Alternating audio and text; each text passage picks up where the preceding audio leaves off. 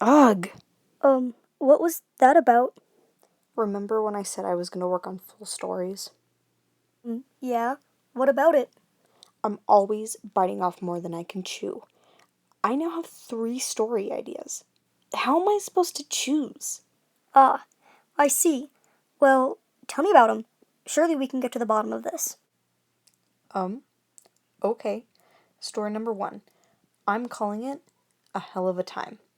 In this story, we follow Roxanne on her journey. It's a story about Roxanne's past. How does one start working for the devil? How did she lose her hearing? All of these questions are answered. This is the story I originally wanted to do when I was talking about the idea in the first place. Placing Roxanne into her proper storyline would make it much easier to get a sense of her character and personality. It would involve all sorts of things, like mythological aspects, which could make it much more interesting. If I go with this story, I believe that everyone will fall in love with Roxanne much like I have. She has so much personality and spunk that it's difficult to show through the animatics we've been doing. It's time to let her break free. Very compelling.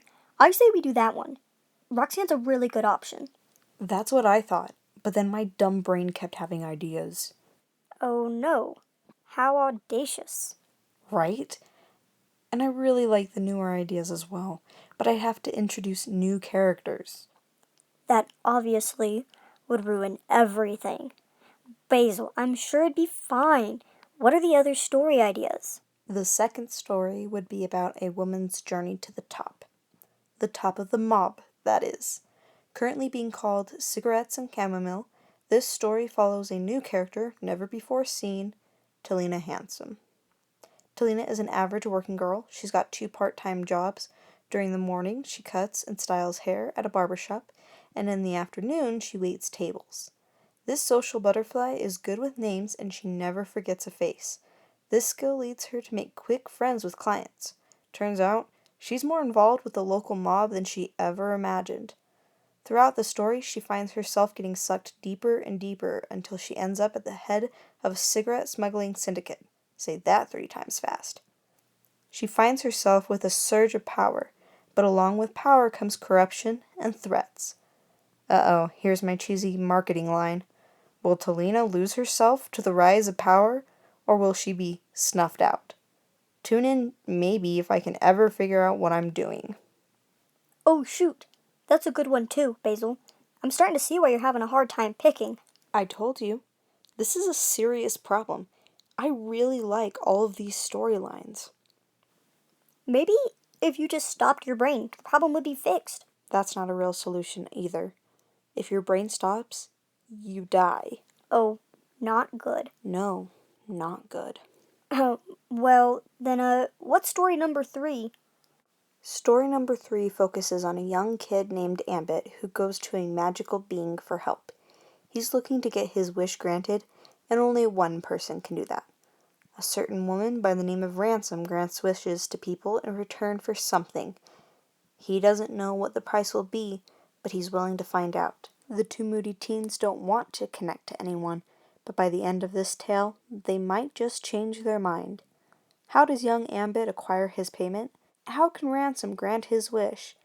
The thrilling tale encompasses that and much more in From Rags to Ransom, the memoir of an all-powerful being. That's a long name. I know, Ransom picked it out. Sometimes you just have to let her do her own thing. Interesting.